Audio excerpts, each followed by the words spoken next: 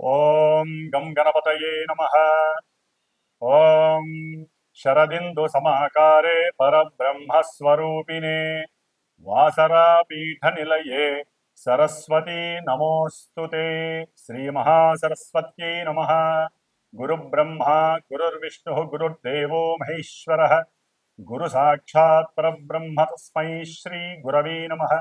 శ్రీ గురుభ్యో నమః. మాతృభ్యో నమః. పితృభ్యో నమః. హరి ఓం.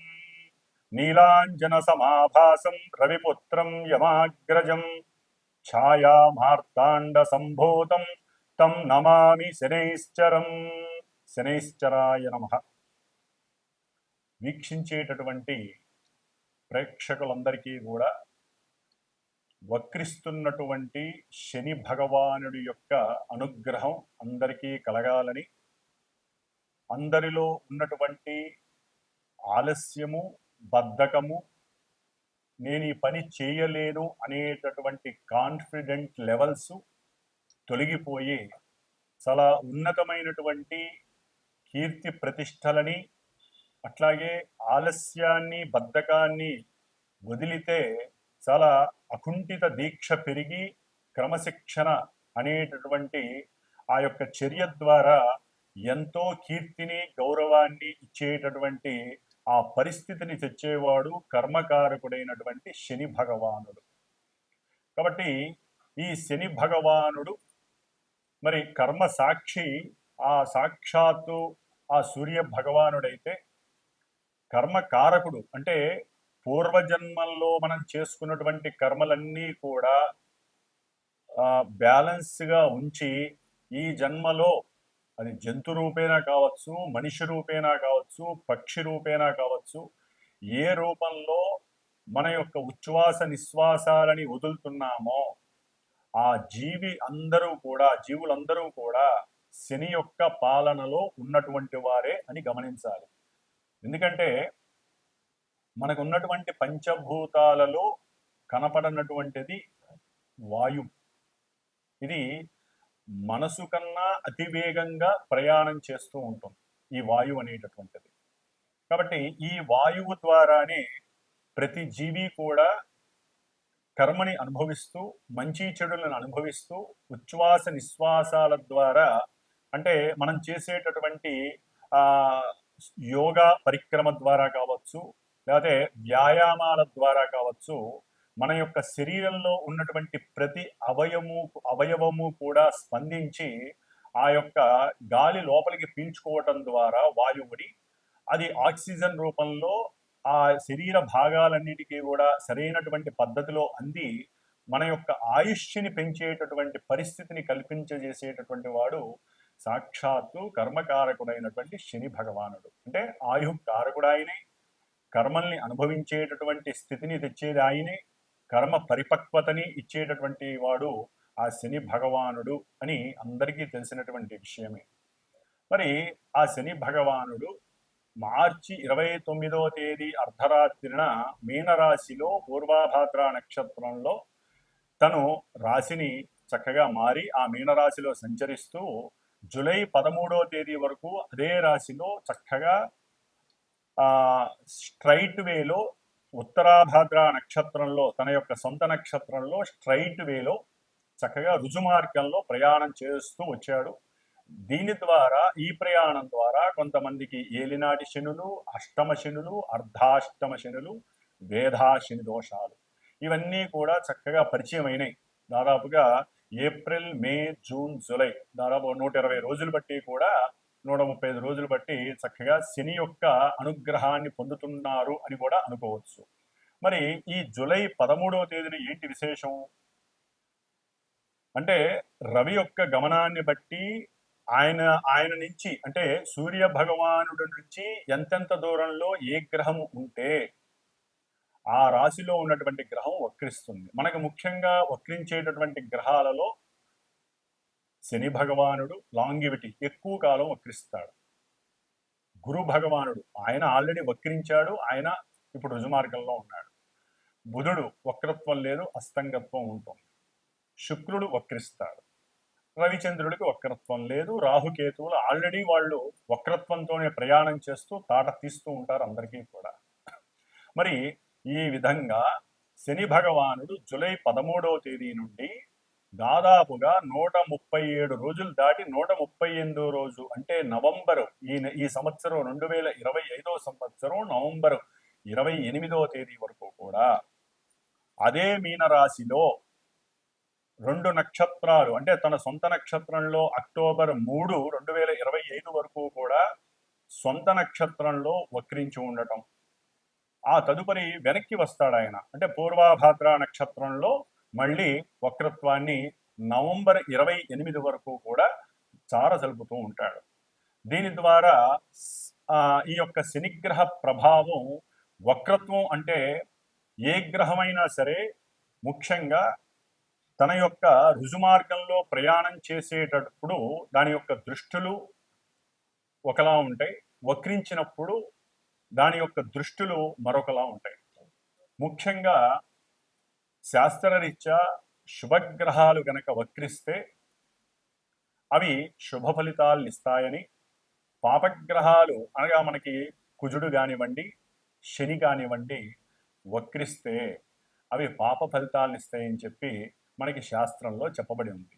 మరి ఈ శని మహానుభావుడు పాపి కాబట్టి ఆయన వక్రించడం ద్వారా కొన్ని ఇబ్బందికరమైనటువంటి పరిస్థితులు ఎదుర్కొనేటటువంటి కొంతమంది రాసుల వారు ఉండే అవకాశం ఉంటుంది.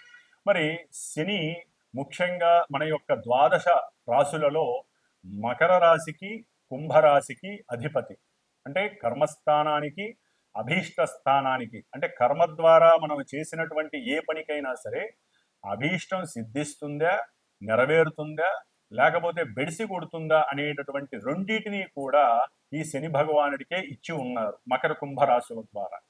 అట్లాగే సహాయం చేసేటటువంటి గుణము, సహాయకత్వమైనటువంటి కారకత్వము కుంభరాశిలో ఉంది. తనకి తనే అనుభవించాలనుకోవడం మకర రాశిలో ఉంది. కాస్త స్వల్ప దోషాలు ఉంటాయి రెండింటికి, కానీ అధిపతి శని భగవానుడే.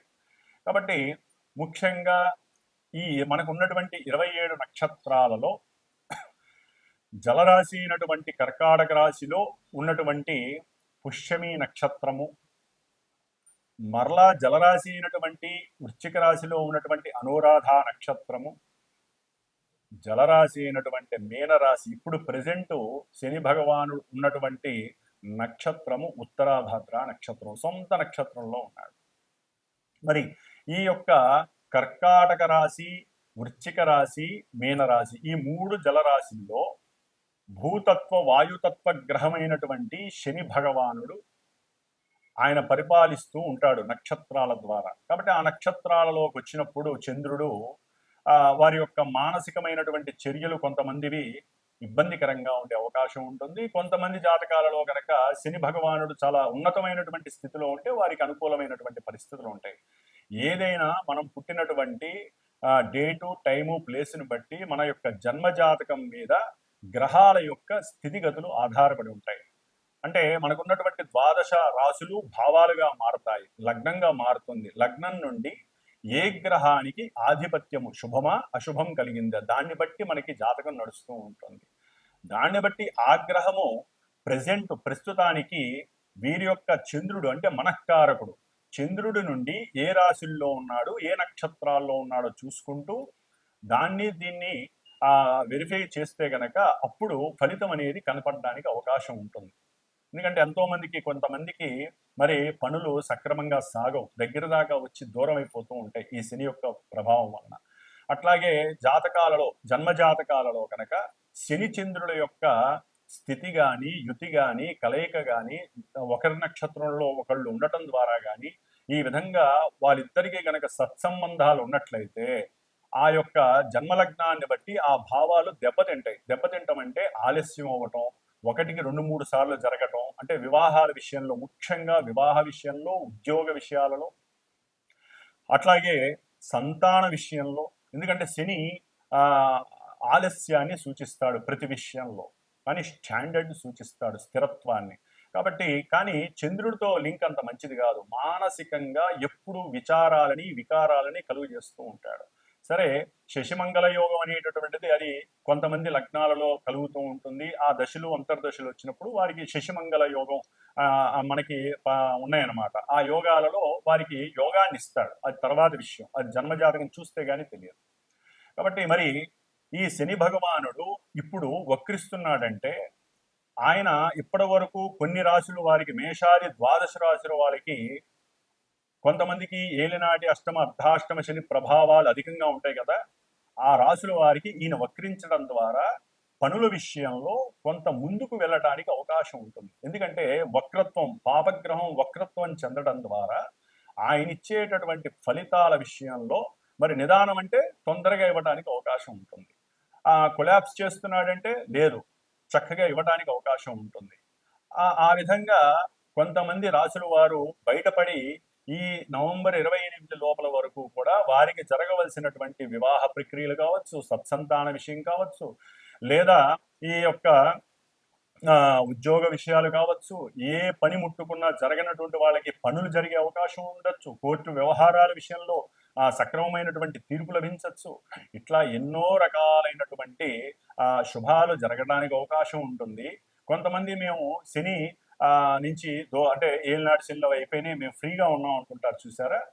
అలాంటి వాళ్ళకి ఈ శని ఉన్నటువంటి వక్రత్వ స్థితి, ఆ యొక్క స్థితిని బట్టి, స్థాన స్థితిని బట్టి కొంత వ్యతిరేకమైనటువంటి ఫలితాలు కలగడానికి కూడా అవకాశం ఉంటుంది. కాబట్టి ఏదైనా సరే ఈ యొక్క శని దోషాలు పోగొట్టుకోవటానికి మీరు ఎన్ని విధాలుగా అంటే శివాలయాలకు వెళ్ళి నవగ్రహాలకి చుట్టూ ప్రదక్షిణాలు చేయటం, నువ్వుల నూనెతో అభిషేకం చేయటం, 19 ఒత్తులేసి దీపారాధన చేయటం, ఈ విధంగా దానాలు ఇవ్వటం ఏ విధంగా చేస్తారో మంత్రోచ్చారణ కలిగినటువంటి మాలాంటి బ్రాహ్మణుల ద్వారా జరిగేటటువంటి అంటే ముఖ్యంగా పాపగ్రహాలకి వారు అనుభవిస్తున్నటువంటి పరిస్థితులు పోగొట్టుకోవటానికి సంకల్పము అనేది ఉంటుంది. సంకల్పము ద్వారా వారి కోరికని లేకపోతే వారికి ఉన్నటువంటి ఇబ్బందుల్ని మనం చక్కగా గణపతి పూజ ద్వారా తెలియచేసి ఆ యొక్క శనిగ్రహ జపాన్ని ఆచరిస్తూ ఒక 19 రోజులు 8 రోజులు సంఖ్య ఉంటుంది. 19,000 సార్లు 21,000 సార్లు